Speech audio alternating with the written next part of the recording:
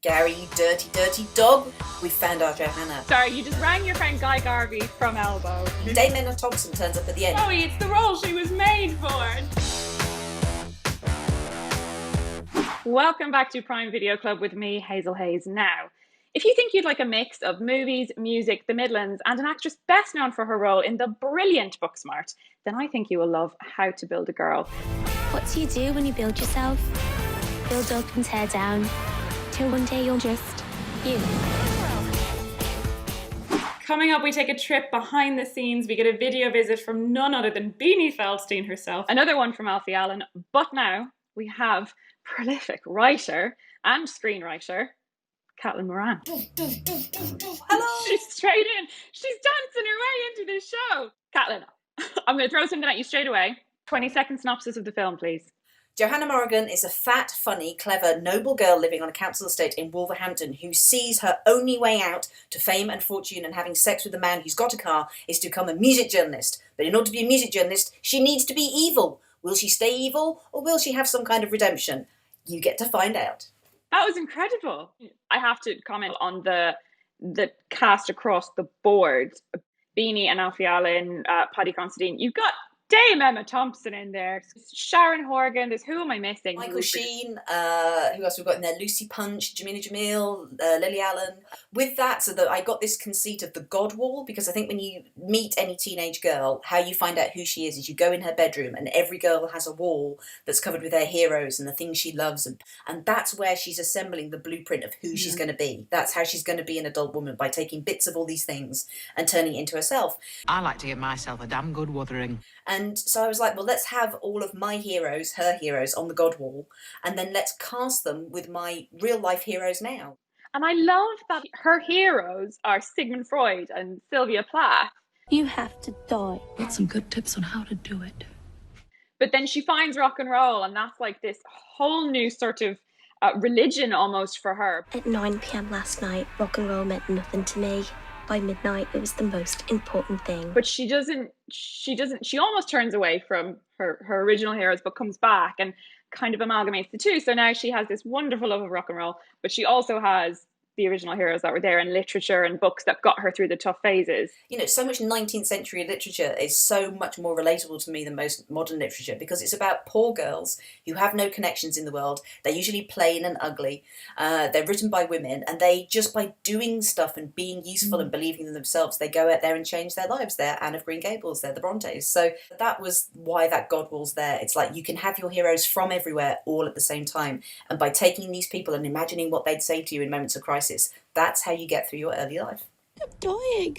You are not dying, Johanna. This is called anxiety. So just for anybody who doesn't know, How to Build a Girl is a novel written by yourself, and now you have written the screenplay for the adaptation of the film How to Build a Girl.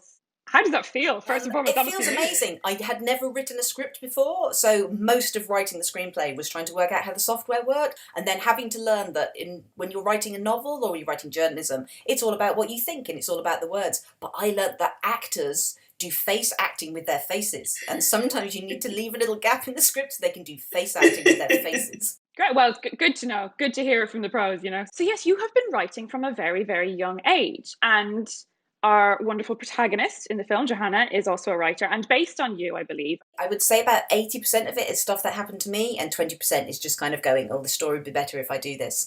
I mainly remember just laughing like a drain for about 90% of my childhood. So I was like, that's what I want to give people. I want people to laugh. Life is traumatic. Let's give you a laugh. And you must have just had a blast working with Beanie on those scenes in particular. Well, she gets to do everything in this film, and it was only when I finished writing the script that I realised that I'd written something that was almost borderline uncastable, because it has to be played by a big 16-year-old girl who goes from being a sort of innocent, cheerful, funny girl living in Wolverhampton, turns into this massive, flamboyant bitch in a top hat and a cane and a cape, and then has to sort of work out where her life has gone wrong and become a lovely person again.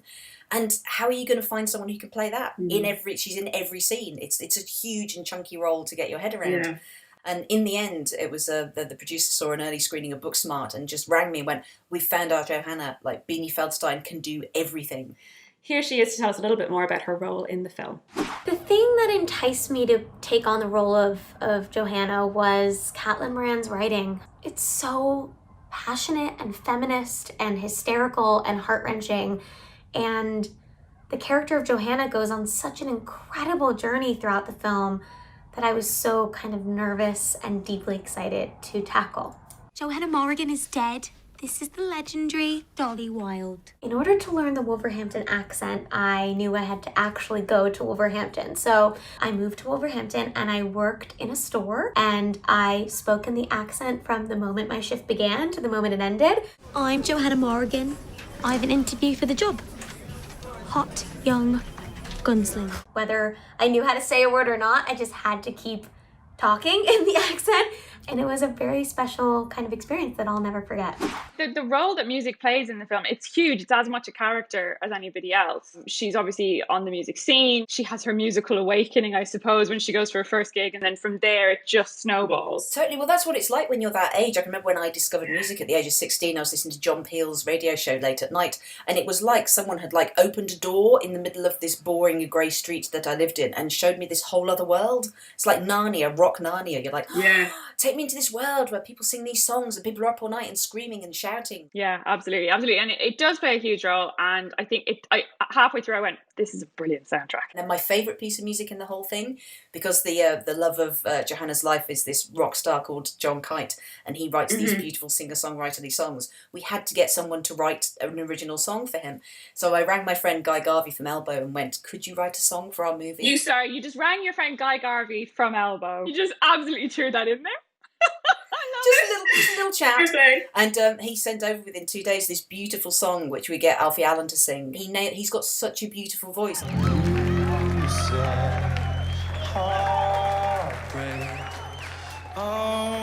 Only happens when you're old.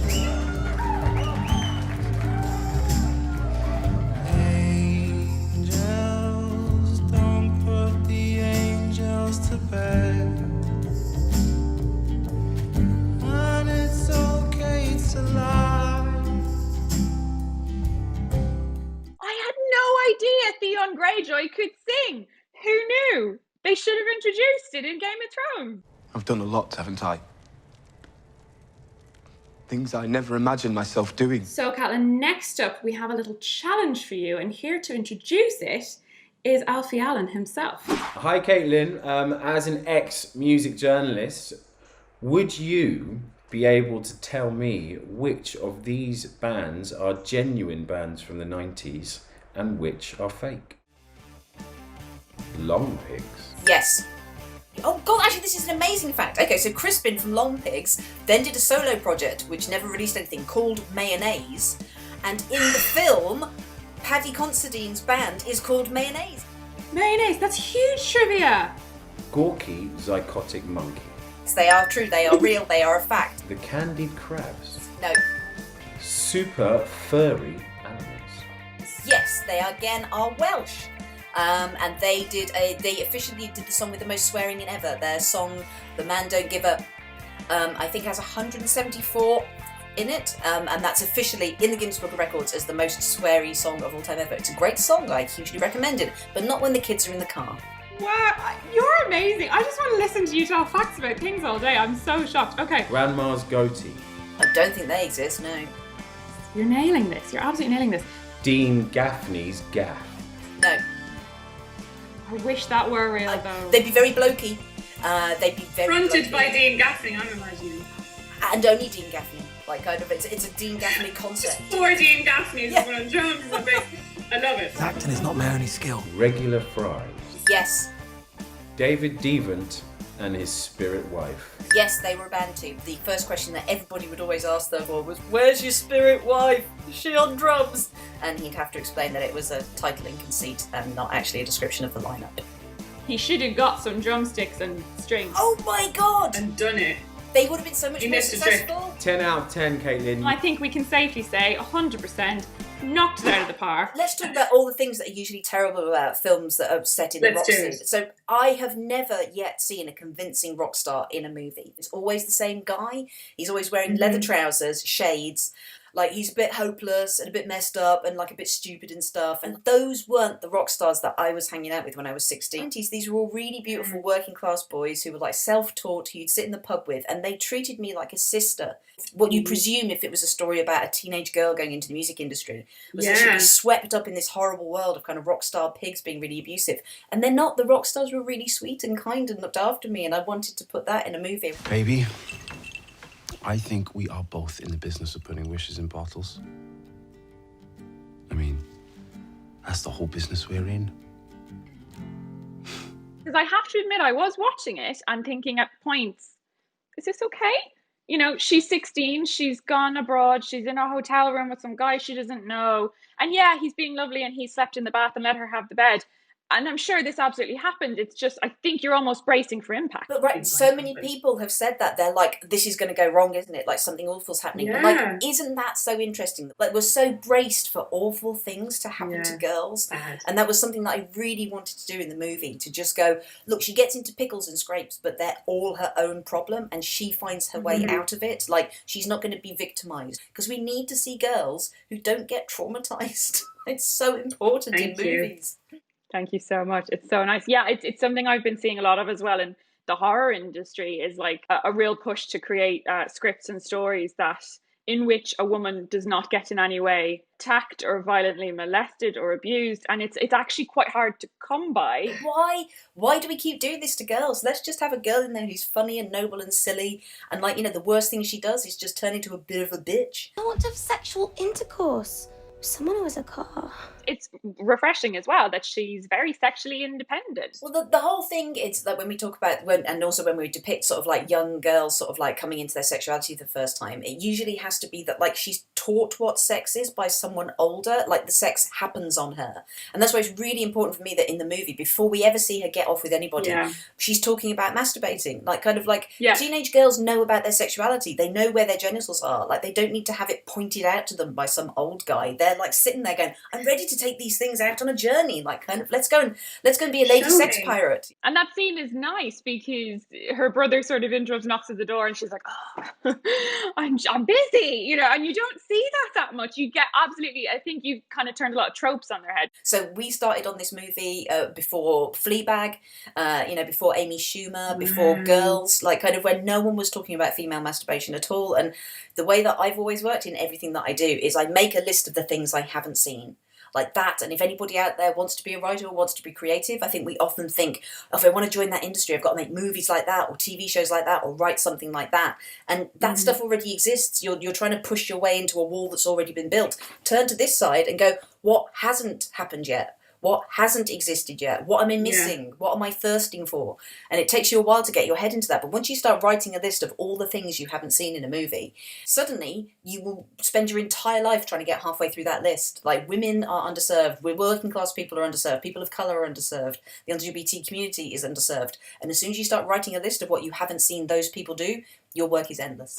We asked people on Twitter to use their last WhatsApp message to create the title of a #1 song. Now, being a music journo yourself, we thought maybe you could judge the responses. I'm ready. The first one is, well, he certainly knows what to do with tuna.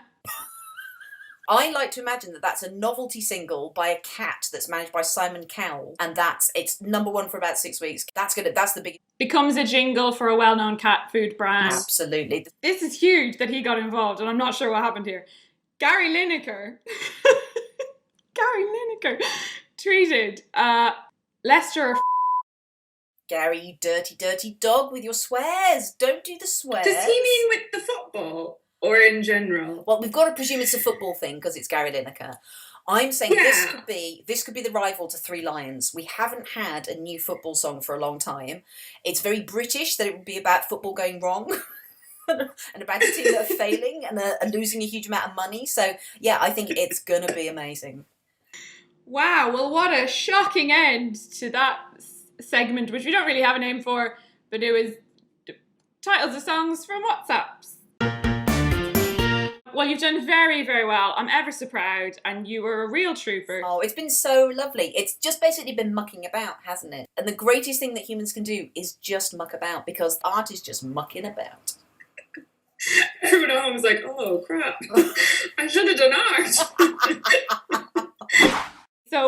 before we go, Caitlin, I would love for you to give viewers 3 quick reasons why they should watch How to Build a Girl. 1, you will get to see Alfie Allen making his singing debut with a beautiful song written by my close personal friend Guy Garvey. 2, you will see Beanie Feldstein, Death the Star of Booksmart, wearing a bikini made of bin bags and styling out the greatest resignation speech in history. And 3, Dame Emma Thompson turns up at the end, basically playing God crossed with David Bowie, and saves the day. Why wouldn't you want to see that? You know you want to see that.